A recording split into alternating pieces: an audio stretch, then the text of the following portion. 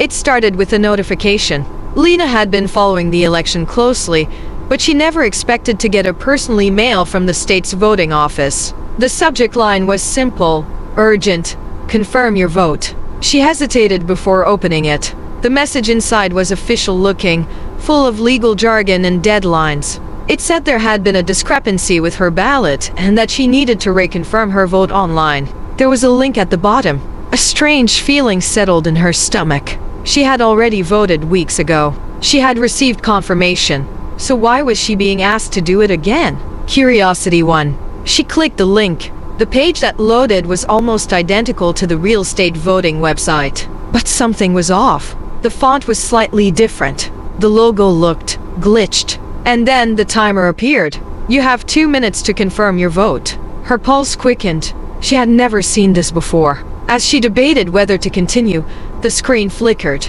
90 seconds remaining. Her finger hovered over the mouse. This didn't feel right. Her gut screamed at her to close the page. Then her phone vibrated. A text message. You must confirm now. We're watching. Her breath hitched. She looked around her apartment. The walls suddenly too thin, the shadows in the corners too dark. Her blinds were open, and outside, the street lamp cast a long shadow across the pavement. Someone was standing there. A tall, unmoving figure just outside the pool of light, watching her window. She slammed the laptop shut. Her phone buzzed again. Another text. You cannot opt out. Confirm your vote. Lena grabbed her phone and ran to the door, checking the locks. The deadbolt was still in place, but her hands shook as she double-checked. She reached for her landline, her last hope. No dial tone. The lights flickered.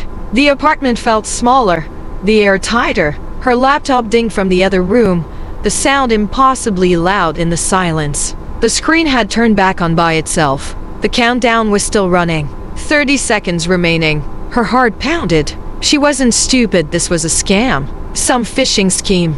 It had to be. But then why was she so scared? Why did the figure outside feel so real? The cursor moved on its own, hovering over the confirm button. Her phone buzzed again. 10 seconds remaining. She had to end this. She lunged for the laptop, ready to rip the battery out. The screen flashed. For a split second, she saw something else. Surveillance footage of herself, sitting at her desk, looking at her laptop. But there was something behind her. A shape, standing in the doorway. She spun around. Nothing. When she looked back, the screen was dark. A final message blinked at the top. Your vote has been processed. And then, her reflection on the black screen changed. She wasn't smiling, but the other version of her was. The next morning, Lena's apartment was empty. Her laptop sat open, the screen frozen on the voting website. The cursor moved. A new name appeared on the voter roll.